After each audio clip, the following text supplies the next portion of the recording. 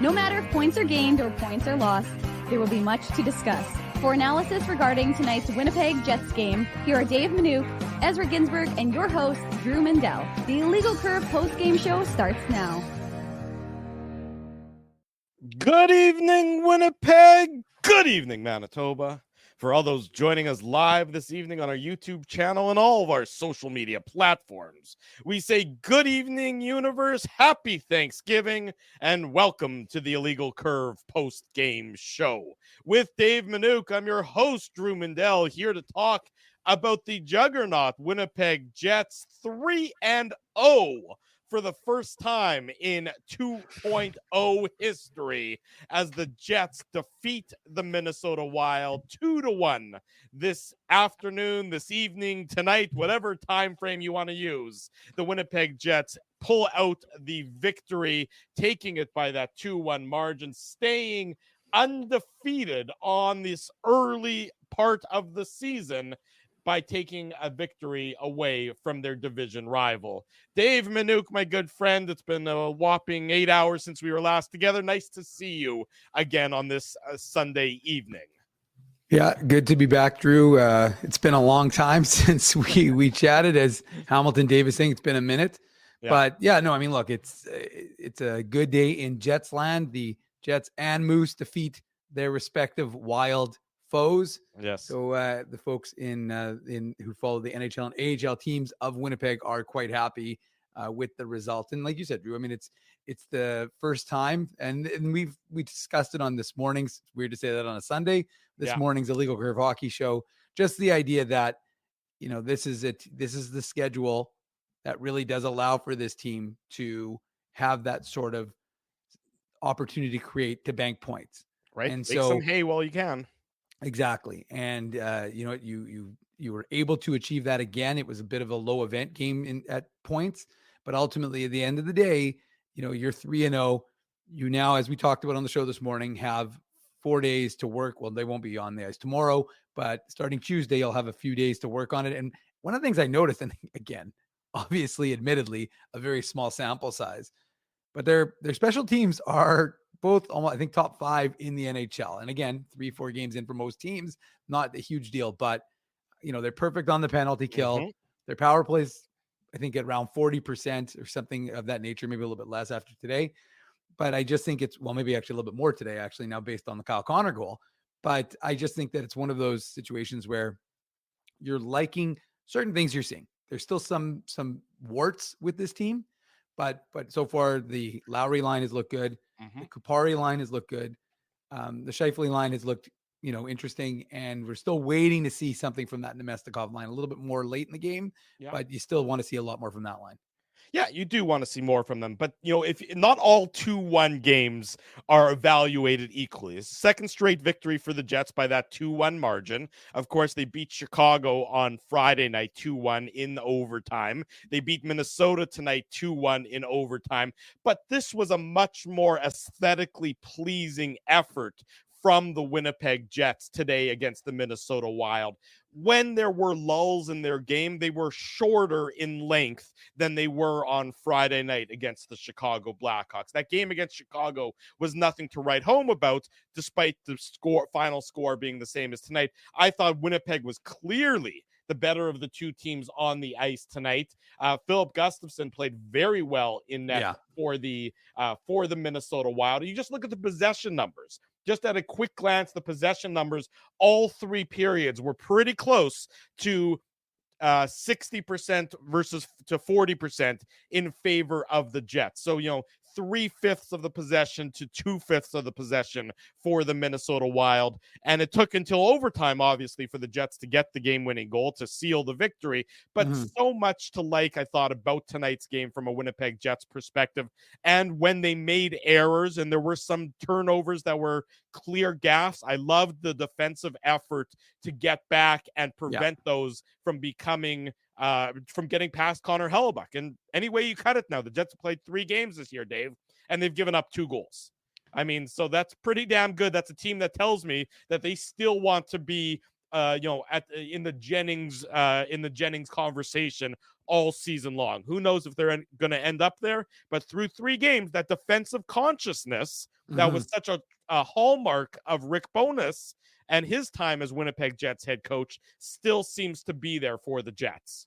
Well, it's one of the things that Scott Arniel was asked about and talked about. He said, like, he talked to the players, and you don't want to throw away the fact that you had a 52 win season last year. And yes, they're moving forward, but they know the things that they did last year that made them successful. He admitted, of course, that didn't work in the playoffs because they didn't stick to the structure that they had tried to, create. And as a result, they got demolished by Colorado. But one of the things that we talked about throughout the course of this program is the idea that you've got a team that wants to maintain that structure. It's not going to be the most exciting hockey sometimes, but at the same time, you're seeing a better, I don't know, it's more impactful, I think, because you're getting the wins. So you're getting the reward for that. Yeah, and that's exactly what the Jets want. They want to get the victory when they're playing that way, when they're playing the proverbial right way, and that's what they did in tonight's game. By and large, they were a very impressive effort on home ice. I thought that they were playing against a Minnesota Wild team that really played hard, and this is a Minnesota Wild team that was certainly not at full strength. You have to consider that. There was no Joel Eriksson Ek for the Minnesota Wild. There was no Jared Spurgeon for the Minnesota Wild. But nonetheless, both of these teams, there's no love lost for these teams. We know that. Right. These teams don't have warm and fuzzy feelings for one another, even after an off season. So the Wild weren't going to roll over, and they weren't going to say, "Oh, woe is us." But the Jets were able to match that energy and still take the play to them, while at the same time, I thought that they played within the boundaries of their game. And when it continued to be a 1-1 game, when they continued to not be able to take the lead despite controlling the pace of the play, they didn't change their style. They didn't get away from what brought them success, which is, again, they know how they have to play to win. In previous years, as we've talked about, they would have opened things up. They would have started to take more chances. They wouldn't have had that defensive consciousness. Today, they had it, and then they eventually get rewarded with the overtime winner, which we'll get into when we get into the Play Now game recap. Of course, this is the Illegal Curve post-game show. It's brought to you by our friends at Play Now. Sign up for Play Now and get a casino welcome bonus up to $150. Play Now is Manitoba's local, legal, and secure gambling site and the official betting partner of the Winnipeg Jets. Conditions apply. 18 plus. Enjoy responsibly. Our thanks to our friends at Play Now. But that is, of course, to me, just a key hallmark of this Jets team is that they have to stay within that structure, and they continue to do so today. Yeah, I think that's well said, Drew. And I think that it's exactly what we saw from the team. We'll hear from Scott Arniel when we go down to the Matt Frost Media Center. But I just think that there's it starts from the top. And this was, of course, my first game. I didn't go to the game on Friday, so I was in-house to watch the game. I really liked what I saw from that Adam Lowry line. Again, the captain really is setting that tone. And I feel like I'm going to be sticking with that cliche quite a bit throughout the course of this year, Drew, but that's, I guess, not a bad thing if he is doing that. Yeah. And I just thought that line was, really, really, really strong for the Winnipeg Jets. Yeah. And I thought that, the 72% Corsi 4. I mean, that's what they had. They had 3 high danger chances. They had 0 high danger chances against. Yeah. So I mean, when you control 72% of the possession, right.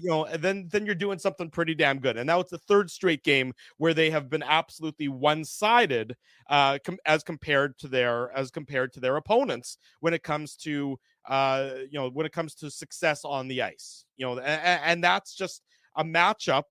And it's worth noting, by the way, that they actually played the 3rd most minutes at 5-on-5. The second line, and which I'm going to say is the Ehlers, the Mesnikov, Perfetti line, played 10 minutes at 5-on-5. Appleton, Lowry, Niederreiter played only 9:03 at 5-on-5 in tonight's game. Not only, but just pointing that out there. Yeah. But again, when Scott Arniel basically knows, at least through 3 games, and he's probably got some confidence that it's going to continue, that he can send out that Lowry, Appleton, Niederreiter line and the Iafallo, Kupari, and Barron line, and that they're going to win their minutes and that the ice is going to tilt in the Jets' favor, that's a pretty good feeling for a head coach to be able to go have.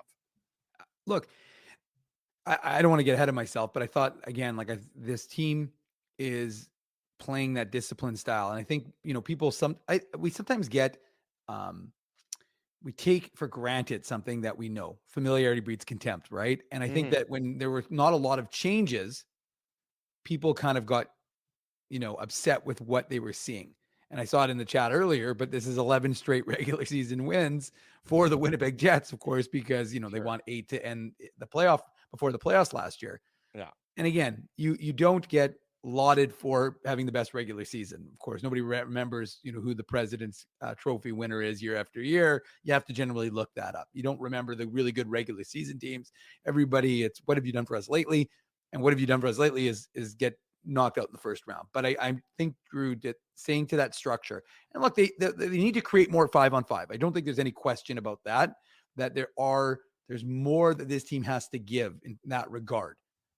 And again, we talked about it. I think that's the Perfetti, and I'm not saying Scheifele's line doesn't as well, but the Perfetti line, Yep. definitely needs to be more in the offensive zone because that's where they are. That's their They're strength. still Is they're still not clicking as well as the Jets would want them to, and as well as they would want to, and they'd be the first to admit that. So that you're right, that line is still not going great. And let's be honest, I don't think that the Shifley Connor Velarde line was anything outstanding no in tonight's game either. They were actually out in terms of high danger chances. They didn't have any at 5-on-5, and they had 5 against. This all according to our friends at Natural Stat Trick. So, the top, 2 scoring lines, offensive threat lines for the Winnipeg Jets, again, weren't anything fantastic in tonight's game.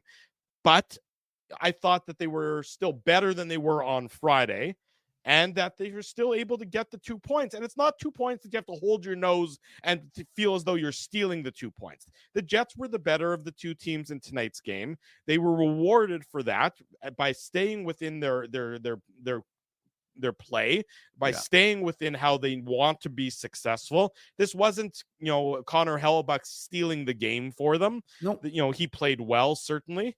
But, I thought that they just, stayed within. This is sort of how they want to play. Not every game is going to be 6-0 like you saw against the Edmonton Oilers, right. but there's still a fair bit that you're going to like regarding tonight's performance by the Winnipeg Jets. And whatever negatives they were, you think about it.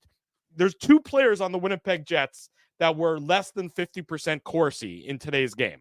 Those 2 players were Josh Morrissey and Dylan DeMello, and yet the Jets still came out with a victory.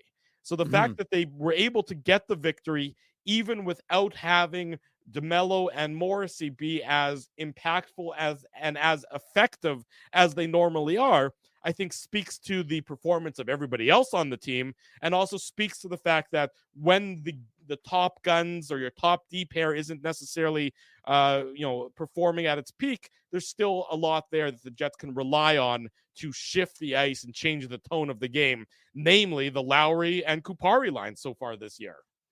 Well, and I don't want to do a spoiler alert, but the penalty could have been inopportune for Rasmus Kupari and Mar what he's been able to do, because it was just unfortunate. It was a little casual, of course, with the hockey stick. With the stick.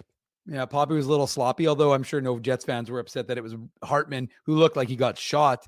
I was looking for a second shooter, for God's sakes, the way his head back into the front, like the way he snapped back. But again, we talk about wanting, Morgan Barron wants more, and that's not a bad thing. These guys are going to earn more and earn their coach's trust if they continue to do the right things and if they continue to create opportunities for themselves and their teammates. And there were, like you said, Drew, definitely, I can't think of like anything that stands out that there was like, wow, this is like, there were a couple plays by Barron that I thought were good. But like I said, from a fourth line, if you can be if the numbers look that way for your team, you're going to get more ice time, and balance is probably a really good thing for this Jets club. Like I said, you're going to need more production from everyone, but right now they're picking up the wins. That's 3-0, 6 points in the bank. And like I said, it's a good start. Are there things to work on? Absolutely. I think this is a perfect team? No.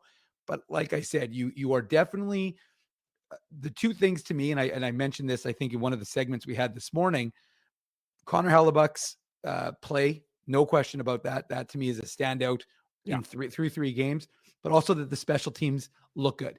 And obviously a 4-on-3 is good for a Jets team that's as talented as they are, but the fact that the PK has been excellent, the fact that the power play has been good, those are very good things for the Jets. And even when they didn't score, I thought they actually looked dangerous and they created some good chances. Yeah, I don't think we can really delve deep into the post-game show without talking about Neil Pionk and Dylan Sandberg, because they were certainly a focus of the training camp and a focus of everybody saying, how are they going to perform as a second pair? I thought they were great in tonight's game. I thought Neil Pionk, and you hope that it continues, and who knows if it will or if it won't. But I thought Neil Pionk was absolutely terrific in tonight's game. If you look at his possession numbers, 72%, Corsi 4, Dylan Sandberg 65%. I thought those guys ate their minutes, and they just have a sort of a calm, cool collectiveness about how they've been playing as of late. And if they can solidify that second pair for the Winnipeg Jets, and if Pionk can avoid the troubles that he sort of found himself the last couple of years, where his game is just more chaos than it is controlled, then that's going to go a long way for the Winnipeg Jets to be successful as well. So I just did want to make mention that I thought Pionk and Dylan Sandberg were terrific tonight as the Jets' second pair, Dave. Yeah, no, and it's one of the things. Well, that's one of the keys to the season that we discussed before they had even played one game, was how was that second pairing going to look? Was Dylan Sandberg going to be able to handle second pairing minutes? What were the final minutes for Sandberg today, Drew? Well, Sandberg played 18-16 at 5-on-5, and he played 22-31 altogether. Yeah. For 22 and a half minutes. That's another game that's 7 minutes higher than his average from the last 3 seasons, where he's averaged thereabouts around 15 minutes per game. And Neil Pionk was the other kind of factor. Would Neil Pionk be able to rebound? 21-26 for Neil Pionk in tonight's game. Yeah, and I thought he looked good. I thought that he did a lot of things. He was noticeable in a good way, not in a bad way. And that's, we always say, I would say that's and maybe even 3 if you go back to Edmonton. For sure. And I just think that sometimes it's easy to find a whipping boy, and then that person just stays as the whipping boy, like us with you, Drew. Naturally. But in this instance, I think that it's, like I said, Jets fans aren't going to be upset if Neil Pionk can rebound and get back to something. And look, there's a comfort level, right? Not that they played at Duluth together or anything like that, because they didn't. But he and Sandberg obviously have a lot of comfort training together in the summers back home in Duluth. And they have they've grown up together and their families have been friends. So I think there is something to be said for that connectivity, because it sure seems to be through 3 games looking pretty good for that second pairing. We understand Scott Arneal is set to come to the podium. Here he is. Scott, it didn't take you very long as head coach to draw up a play we haven't really seen before. What went into that late first period goalie pull? You know what? It's actually something we've done for the last 2 years. We just hadn't executed it quite like that.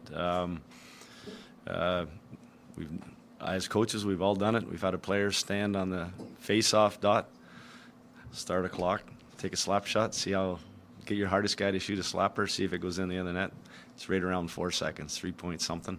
So usually anything above, we kind of stay away, because we don't want it to go the other way. So at the end of the day, something bones, we had done it. I've done it in lots of different places, and you know what? It was the perfect. Lau won that, real quick, and then we had a good screen at the net, and Scheif got it off quick.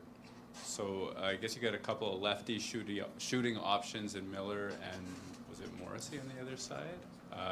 And was it always going to go to Scheifele, though, because he's the right-hander there? He's the closest. It depends. I mean, if the guy gets out in his face, it's actually Miller being a righty. If it comes out, then he can send it. He can send it over, but you're still playing with 2.5 seconds. So the idea is to jam so that he does get that shot off. Also want to ask you about the PK, another strong night, and especially the last one where there's, the game's kind of on the line there. Yeah, no, we know what our power play's done and our 6-on-5 have done, and you know what, we needed them tonight. That power play is extremely dangerous. Zuccarello, the plays that he makes with with those guys, it's dangerous. And I thought, like you said, I think it was 10 minutes left in that period, and they came up big, gave us an opportunity to kind of stay in that. They haven't got a lot of reps. Our PK hasn't got a lot, but I really like the fact that we were the last one. We really didn't let them get in. Kind of stalled it a lot at the blue line, which is something we had talked about improvement. Improving how we defended on the rush coming into our zone. Yeah, I think maybe Samberg gets 2 of those in that first minute of that last PK. What goes into making the right reads and making sure that's nice and clean? It's a little bit. I mean, without giving away too much, there's some stabs that we're trying to do there. There's timing. It's pre-scouting what the opposition has a tendency to do, and it's kind of stabbing as that guy gets close. Because the thing is that he has to make a decision because he's going to put everybody offside if he waits too long. And so there's a little bit of timing, and Dean's done a great job of kind of getting those guys when it's time to stab and kind of when to react to if they does get kicked out to the wide lane, and then the pressure comes on from there. Scott, small sample, obviously, what's it like to be part of the first 3-0 start in franchise history here? Yeah.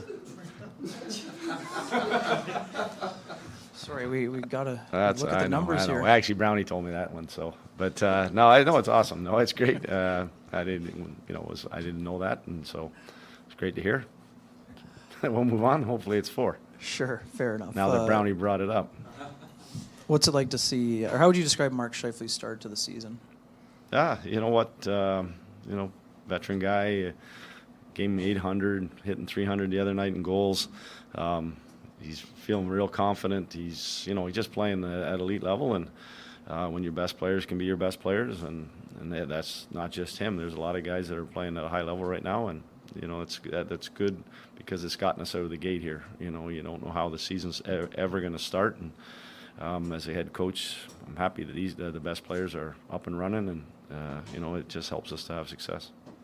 What did you see from Kyle Connor tonight? 8 shots on goal, Yeah. kind of all over the ice. Is that just a classic Kyle Connor game in your mind? Yeah, he's a shot volume guy, and then you saw it at the end. Not many guys can stand still and whip that like he does, and to score that goal. But he's a guy that shoots from all angles, all places.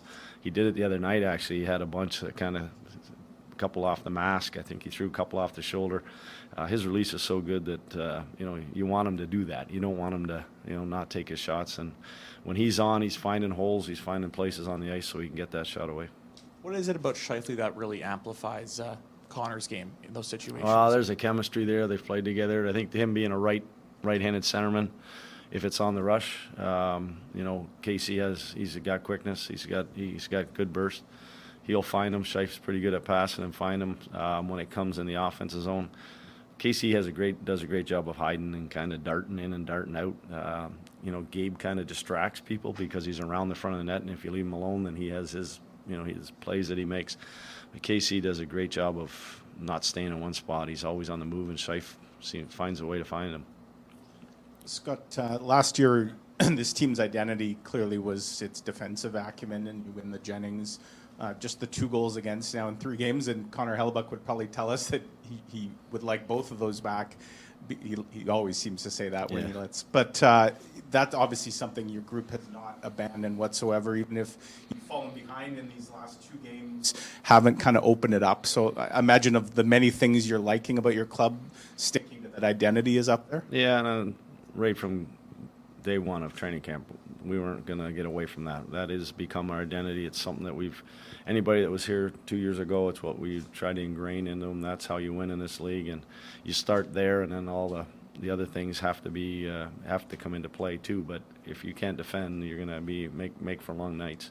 Being a coach, I can also say that we did give up some chances that I didn't like, that were kind of rush chances, a little what we did the other night against Chicago. We'll kind of work on that this week. But all in all, if you're, as a group, each unit goes out and tries to stymie the opposition, all it does is leads to ozone time, and that's the biggest thing for me. Again, that's 2 nights in a row where we spent a lot of time in the opposition end, kind of wearing them down. It's like one line after another, and that just frustrates the opposition. And I'd like to see some of them go in so that maybe we're up 5-0 after the first instead of down 1. But at the end of the day, we're building, and I like what we're doing. What does a team need to have or need to do, or the mindset it needs to have to be the kind of team like yours that last year and already early on this year kind of is able to push it right to that last bell and be like, at their best at the most crucial time. Yeah, I mean, we're not playing it that way. Sometimes the other goalie has something to do with that, but at the end of the day, we're not out of it. You know, we have enough weapons. We feel that we can score goals. We stay in games. If teams want to sit back on a lead, we're going to pressure. We're going to keep coming after you, and hopefully, I mean, we've been fortunate. We obviously the last two, we've got chances. To score like we did the other night, 6-on-5. Tonight we drew the penalty. So at the end of the day, it's just sticking with your plan, not getting away from it, and all of a sudden deciding that because you're down a goal or two that you're going to change how you play. I mean, like we just talked about, our defense gives us the puck all the time, and whether that's how hard we pressure in the offensive zone through the neutral zone, obviously in our D zone, that's what gives us the puck back, and that allows us to go and attack. And when we're on the attack, I think we're one of the best teams at it. So it's probably building on that point, but since you've been here, how have you seen this team's growth when it comes to its comfort level in these tight, grinded-out games? Well, yeah, that's kind of the learning curve, that if you're going to play the way we play, that's the growth that has happened, and it's buy-in. The biggest thing I think that probably can throw at all the guys that are big minute guys is the buy-in that we're getting from those guys, and whether that's defensemen, whether that's forwards, they know that, okay, what is my recipe to have the puck on my stick more often, and they're buying into that, and that's how it's happening. We're having success with it. Last one, yeah, and just going, two. Just going back to Mike's question about like the start, the buy-in and all that. Like I was talking to Kyle Connor yesterday, and it's been there from the get-go this year. Is that different than it was the last couple of years? You didn't have to find it. Like it doesn't seem like you have had to kind of find that foundation. Yeah, we had to do a lot of teaching in the last couple of years, and a lot of repetitious things so it became ingrained. And when we came to camp this year and we started talking, and we've had a couple of, let the players talk, let the veterans talk. I've had, our leadership group in the room. It's KC, it's Scheif, it's JMO. The other guys are talking about how we're defending, how good we are without the puck. That gets them the puck back to be able to play. I mean, Adam Lowry takes a ton of pride in how he goes and plays without the puck every night. Doesn't matter, what's going on. But they're the ones that realize that there's a recipe there. Florida doesn't go. They go 2 years ago from just barely squeaking to get in. Last year, they're one of the best teams in the league defending. They're right there with us all year long. So there's a recipe that's there. The rest of the league sees that. Vegas a couple years ago, same thing. They're very stingy. They make it hard on you. That's what, playoff, I don't want to really talk about playoffs, but that's what playoff hockey is. And it's hard to learn in January, February, or March how to play that way if you're not doing it all year long. Yeah, and there's a shift. I think it was early in the third period, the Nemetsov line. It was good. It was direct. It was puck cycle down low. A little bit of a grinding shift for them. It looked good for them. Is that what you're looking for? I thought they played faster tonight as a group. I thought they, there was lots of situations where they attacked that the lanes were filled coming through the neutral zone. But you're right, there was some building there. We met yesterday. Those guys are taking full ownership on where they're at, but we're 3 games into it, and I think that they're still growing amongst each other. And it'll hopefully the biggest thing is they just need to get rewarded. They need to get one. And Fetz had a great tip there in the third. I thought maybe that would be the one that might boost it, but just keep doing what they're doing, and hopefully they'll get the results. Thanks, guys. Thank you. There he goes, Winnipeg Jets head coach Scott Arniel joining us this evening, courtesy of the Matt Frost Media Center and our fantastic photographer and videographer Colby Spence, bringing them to you on a regular basis. He began as a photographer, but he's modified himself into a videographer, and we in the chat in this show are beneficiaries because we bring you something nobody else does, which is the Coach Live. So I always say it, but it's Bears, rather than waiting till game 82 to thank Colby, I'm going to thank him in game 3 because without him, we wouldn't have that. And it's such an extra benefit to this show and the analysis we do. Absolutely. Let's get into the goal by goal recap. It's called the Play Now game recap here on the Illegal Curve post game show. Learn to bet with Play Now, the official betting partner of the Winnipeg Jets. Sign up and get up to $250 in bonus bets. Conditions apply, 18 plus. Enjoy responsibly. You knew you had a Minnesota Wild team coming in on the second half of a back-to-back, a banged up Minnesota Wild team. So what do the Wild need? They need an early goal. And they got it, and it was a stinker. Jacob Middleton, his first of the year, the proverbial seeing eye shot from the point, assist to Marco Rossi. No question that Connor Hellebuyck didn't pick it up until it was already past him, and no further question that it's not a goal that he typically lets in, and one that he would want back, as it was not the prettiest goal ever scored against him. 1-0 for the Minnesota Wild at the 4:06 mark. But before you get into that goal, Drew, we Yes. should mention, because it's something I mentioned earlier, the idea of tone setting. And I thought Adam Lowry, did he ever set the tone against Matt Zuccarello, leveling him within 15 seconds of puck drop or whatever it was? But I really thought that was going to ignite the friendly Manitoba versus Minnesota nice, or Minnesota not so nice and not so friendly Manitoba battle. But like I said, it was just, I just like that kind of the way they did that, the way he started the game. And he just basically said, and it's interesting because it's ironic actually, because Middleton went up to him because he was on for that shift, and it looked like he was going to try and drop the gloves.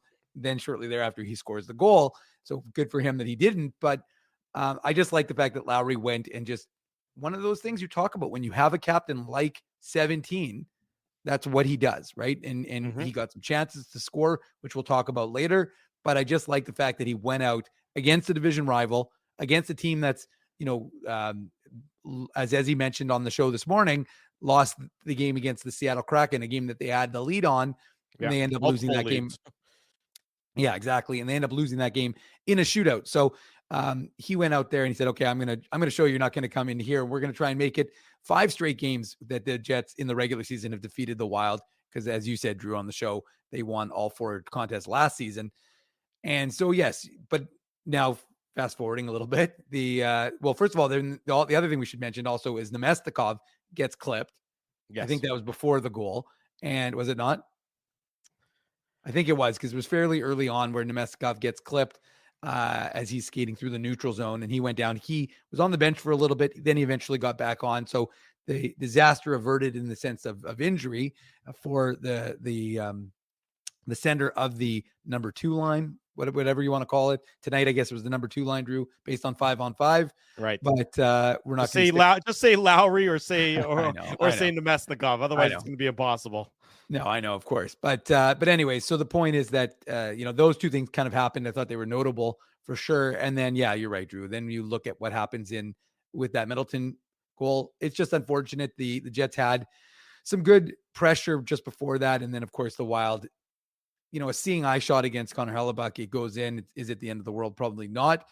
Is it one that they could have defended a little bit better? Probably, because they had a little bit too much time and there was not any pressure, at the blue line, and Ross was able to get it to Middleton. So, but again, it's not a goal that goes in very often. So it's hard to guard against it because it's just kind of a fluke at that point. It is certainly a fluke, and it seemed like it was going to be a 1-0 Minnesota lead after 20 minutes. I'll be honest with you, Dave. When they were going for that face-off, I flipped to see what was going on in one of the NFL games, and then I glanced at my phone at the same time. I'm like, what the hell just happened? Did I have an outer body experience? How did they score? There was half a second left on the clock, but apparently that was all the time the Jets needed with 2 seconds to go. Just a terrific play, a terrific set play. They pulled Connor Hellebuyck to get the extra skater on the ice, and it couldn't have worked better. Designed to an absolute T. Lowry to Scheifele to the back of the net. Just an absolute howitzer from Mark Scheifele, and an absolutely clean face-off win from the Winnipeg Jets captain and Adam Lowry. And it appeared as though they were going to be down 1-0 heading into the second period. Instead, it's 1-1 after 20 minutes. I agree with you, and that was the scuttlebutt in the I'll be honest, Drew. I was already writing the tweet for people to come, okay, the Jets are finding themselves down 1-0, blah, blah, blah. Join us on the Illegal Curve post-game show.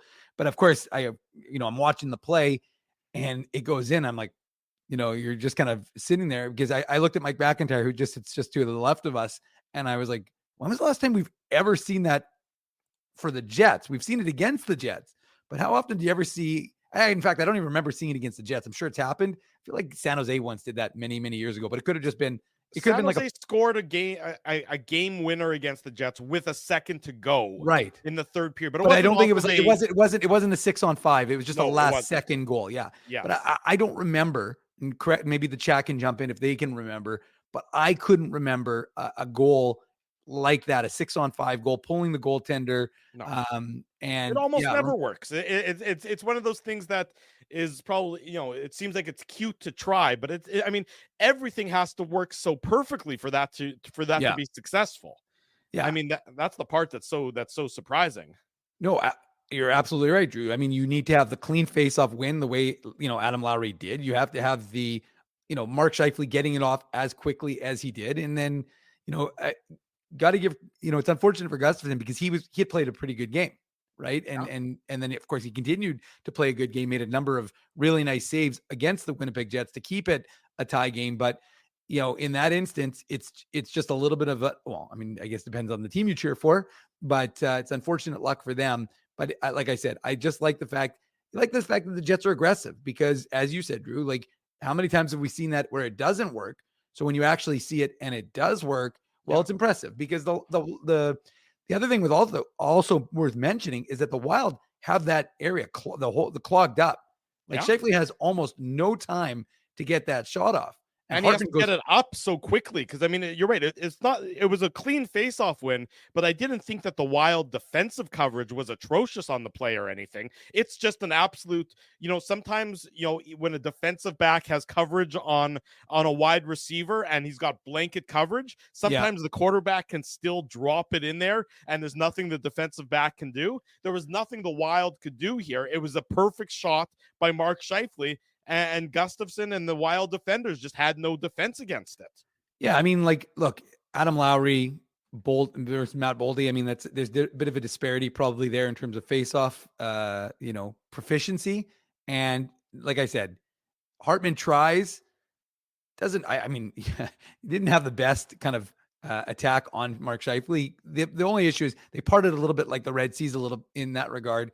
I'll be honest with you, Drew. I forgot Zach Bogosian was even on this team until late I think it was the first period, but you got to credit them. It's an aggressive play. It's a play, as you touched on, that works very infrequently, but when it does work, it's an exciting opportunity for them because look, it was a 1-0 game. It wouldn't have been the end of the world if you go into the first intermission down, 1-0 to the Minnesota Wild. Right. But it galvanized the building, got people talking, and created a lot of excitement. And the other thing we should mention, because it happened in the first period, Mark Scheifele is recognized for playing in his 800th NHL game, and of course recognized for scoring in his 300th goal, which he did in the last 299 and 300. Now he's got 301, but just remarkable to think. I think it was October 22nd, 2011, when he played his first game, which was against the Montreal Canadiens, if I recall correctly. And now 799 games later, plays game number 800. So an impressive career already for the number 55. And of course, 7 more years of that here in Winnipeg. But it was a really impressive play. One, as I said, and I don't know, I haven't been able to read the chat, but I don't know if anybody else has seen it here in Winnipeg, at least with this 2.0 team. It's so impressive that it gets recognized as our Seagram shot of the game. The Seagram shot of the game.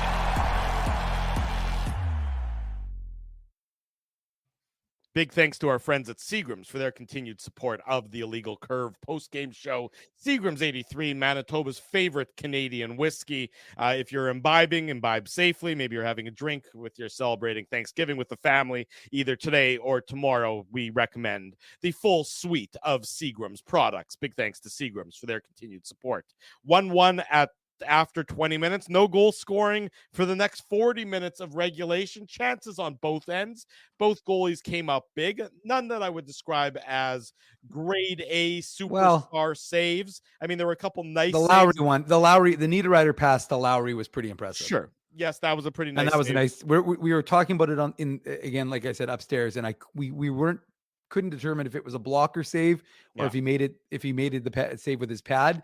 Regardless, it was a nice save by Gustafsson because it was very reactionary. Because Lowry's, it was a really nice shift by that line, and then Lowry, puts himself into a good position, which I thought he did throughout the course of this hockey game.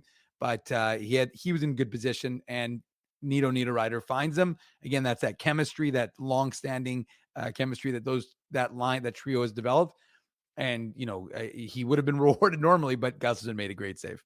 Yes, he did. And so that's where there was after regulation. The Jets successfully killed off a late Rasmus Kupari penalty. We touched about that earlier on. But the penalty kill for the Winnipeg Jets, really impressive again in tonight's contest.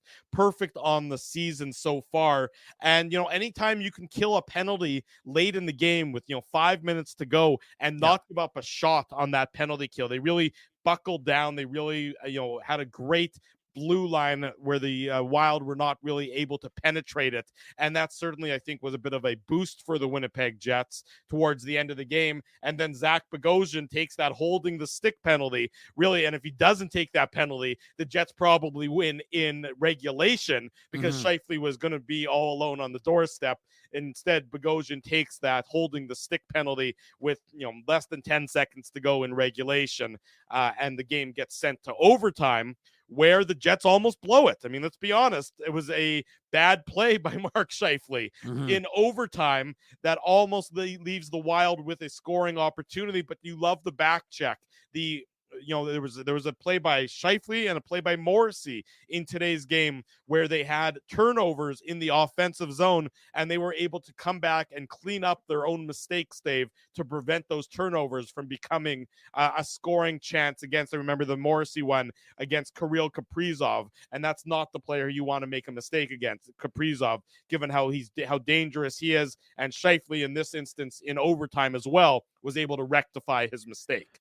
Yeah, and before we get into that, Drew, that it's probably worth mentioning. Did you notice Kirill Kaprizov? Like, there were a couple of instances where I thought you hear his name, but he wasn't as impactful on a game as he has been in past. And that's 3 players now. Think about it, 4 players that are pretty good names. Bedard on Friday night wasn't terribly impactful. Kaprizov tonight, not terribly impactful. And McDavid and Draisaitl back on Wednesday night, not terribly impactful. So the Jets, as of late, have done a pretty good job shutting down the opponent's biggest weapons. Well, and that's kind of the point I was, trying to make, was just that they've done a very good job of really minimizing what these guys do. So sometimes when folks are like, they're not creating enough, true, but they're also removing the impact.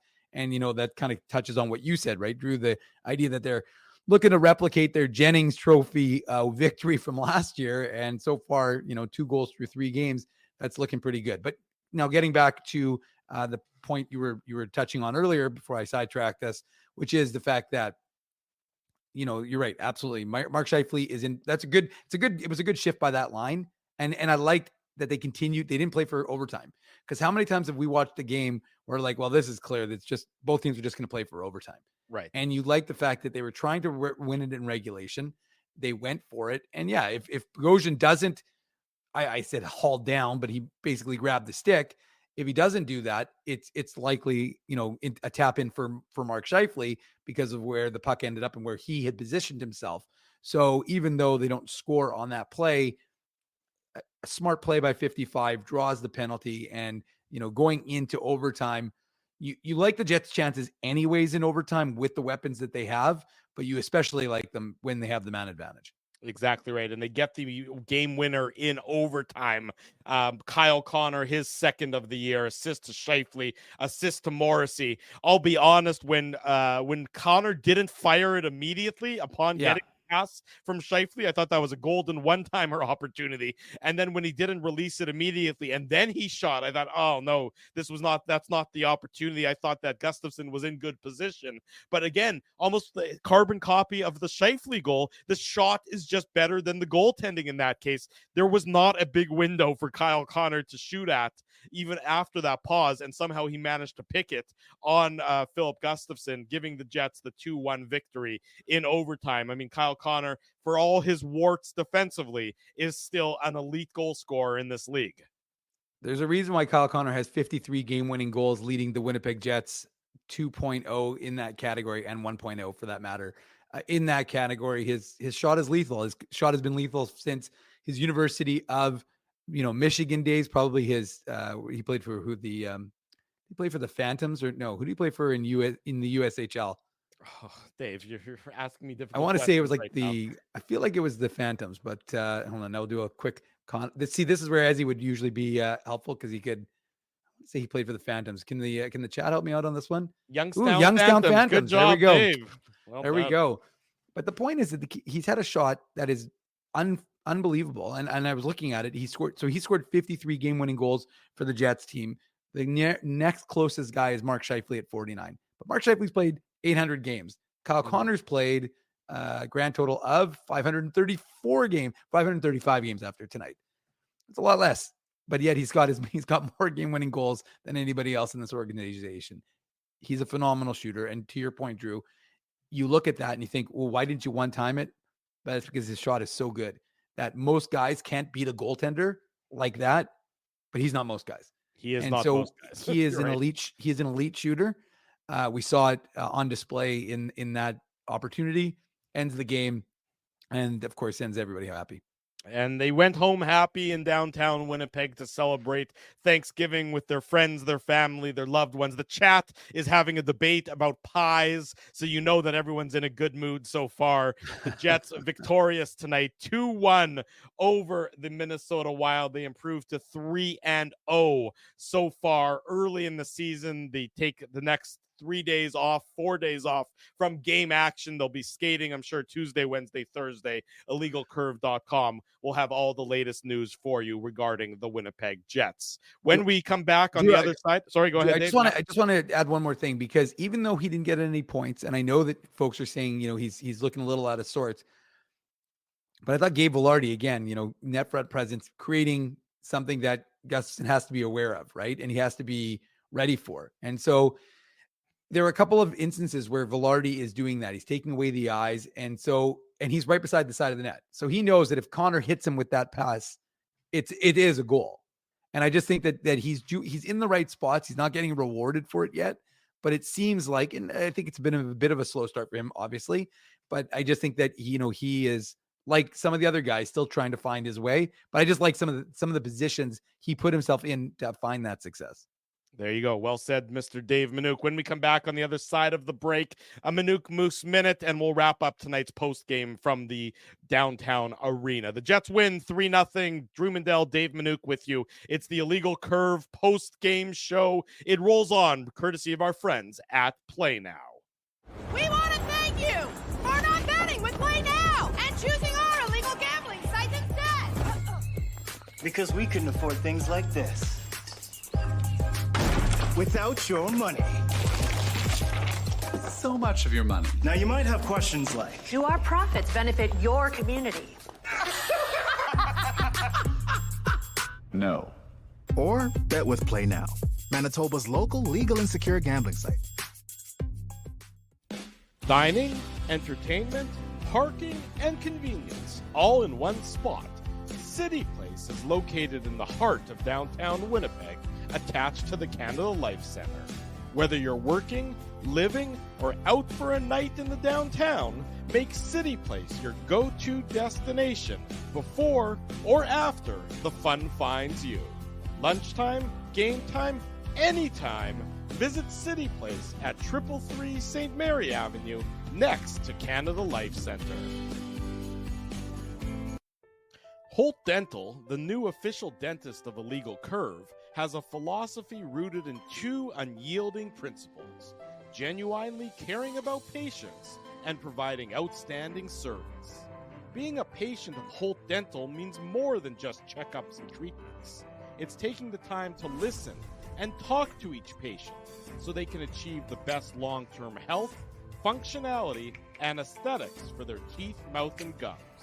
Conveniently located at Grant Park Festival on Taylor Avenue, Holt Dental is dentistry of the highest quality in a comfortable and relaxed environment. For more information, visit holtdental.ca. Oh, and there's plenty of free parking at the front door, too. Celebrating its 40th year as Winnipeg's home for stand-up comedy, Rumors Restaurant and Comedy Club has recently been named Canada's top comedy club and a top 5 comedy club in North America. From birthday parties to date nights to fundraisers and everything in between, Rumors is your destination for the best and most affordable live entertainment Winnipeg has to offer. For more information on upcoming shows, Rumors' incredible promotions, and to purchase tickets, visit rumorscomedyclub.com. So you're a pizza person, you married a wing person, but somehow your kids are salad people. You can't pick your fam, but you can pick your BP meal deal, starting from $18.99 for takeout or delivery at bostonpizza.com. Welcome back to the Illegal Curve post-game show. Drew Mandel, Dave Manouk with you on a Sunday night. I think the conversation in the chat has moved from pies to cheesecakes. So you know that everyone's got their A game. They're really bringing their focus on this Sunday evening. They're nailing down the important matters that they need to discuss. Cheesecake pie. It is a Thanksgiving Day version or Thanksgiving weekend edition of the Illegal Curve post-game show after what was a special Sunday edition of the Illegal Curve hockey show earlier today. Big Jets win, as we talked about, 2-1 over the Minnesota Wild. That's now 2 straight games victorious against Central Division opponents. They did a great job against the Central Division last year, and the Jets hope to keep that going. And, of course, 3-0 now against Western Conference opponents after their win on Wednesday against the Edmonton Oilers. It wasn't only the Winnipeg Jets that beat a team called the Wild today. It was also the Manitoba Moose who beat a team called the Iowa Wild. Dave M. has the Manouk Moose Minute. Put on your antlers. It's time for the Manouk Moose Minute on the Illegal Curve Hockey Show. It's gonna haunt my dreams. I'm not gonna lie. There's still some more things I'm gonna do with it. But I couldn't hold myself back. I couldn't wait for the production to get, even though the Moose sent me that clip, I wanted to just get it out there and put it out there for you guys. So I think we should be able to have like a whack-a-mole version of it, where it's just somebody comes with a giant oversized mallet and smack when you're popping up, we just pop you right back down. No, what would be great is if I was standing there and all of a sudden a Moose player came and just hip checked me and just knocked me. I'm fine with that too. Yeah, I know you'd be okay with that. Yeah. Anyways, thank you, Spency. Appreciate it. Let's focus on the Manitoba Moose because they were in Iowa today in Des Moines looking for the weekend sweep, which we always know is not an easy thing to do. And in fact, something that this Moose team has never done to start a season is sweep the opening series of the AHL season. The only change they made was Dominic DiVincentis, the 2022 7th rounder, I believe, the OHL goalie of the year for North Bay, who, of course, is turning pro. We assumed, Drew, because we thought either Eric Comrie or Capo Kakinen would be with the Moose. So we thought Dominic DiVincentis would get the Thomas Milic treatment, meaning he'd start with Norfolk and then potentially get back up. But for right now, he is going to be in a tandem with Thomas Milic, but he got the start. So he made his pro debut for those Manitoba Moose. Good game. And, to be honest with you, the perfect start because less than 5 minutes into the game, Brad Lambert, remember him? He passed over to Dominic Toninato, who got his second of the season. A beautiful little tap in. Real nice play by Lambert on a 2-on-1. That made it a 1-0 game for Manitoba. And then a little bit of a trial by fire for DiVincentis, who stopped 16 of 17 in the first period. So he was well tested as Iowa threw everything they had at him. Only were able to get one past him in the opening 20 minutes of play. He looked good. He looked calm. He looks big, boring, whatever you want to call it. but it was an impressive start for a guy who's 20 years old making his pro debut. So you weren't certain what you were going to get, but through 20 minutes, you were impressed by what you saw.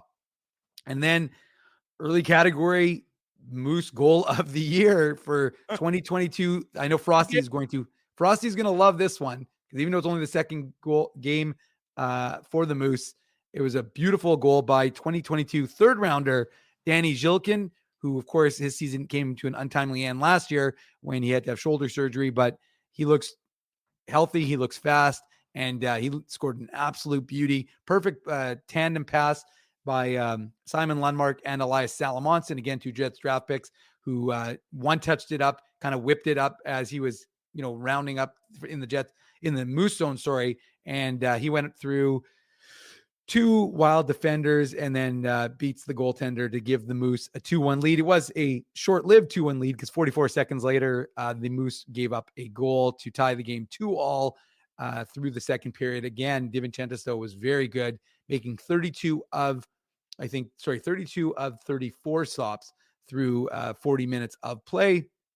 And then, sure enough, it's, a little bit of irony here. Mason Shaw, the former Iowa Wild, of course, drafted by the Minnesota Wild, so that he was the captain of the Iowa Wild. He signed here in the offseason, and he gets the game-winning goal with about 4.5 minutes to go in the hockey game. So he scores to make it a 3-2 game. The Moose would hold on for that 3-2 win, So that gives them the series sweep. And like I said, Dominic DiVincentis, fantastic. 37 saves on 39 shots to pick up his first pro win. And pretty cool, because I listened, if you haven't seen it, we've got it in the game recap. He did an interview with Daniel Fink after the game, and obviously he credits his teammates, but he talked about why he felt so calm in his pro debut. That was pretty neat. And one of the things he said in the interview was that his dad was able to make it to Des Moines to be able to see his pro debut. So that's pretty awesome, given we know how much family impacts these guys and how much families give for their kids in order to get to this level. So a really impressive pro debut, as we talked about with Marty Biron, who has a few NHL games experience.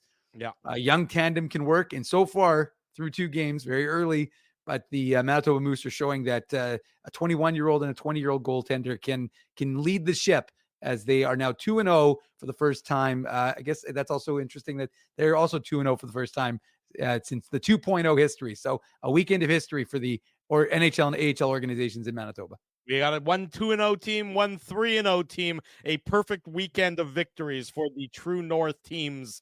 The Jets defeating the Minnesota Wild 2-1, and of course the Moose defeating the Iowa Wild 3-2. That does it for us on this edition of the Illegal Curve post-game show. Big thank you to all of our sponsors, our friends at Play Now, Rumors Restaurant and Comedy Club, Holt Dental, City Place, Boston Pizza, and of course Seagram's. Support these fine businesses because of their continued support of Illegal Curve Hockey. The entire post-game recap is available on illegalcurve.com. That'll of course be your destination from now until Friday, as well as our YouTube channel for everything to do with the Winnipeg Jets. A great weekend all around. Happy Thanksgiving to one and all. Thanks for joining us this morning. Thanks for joining us tonight.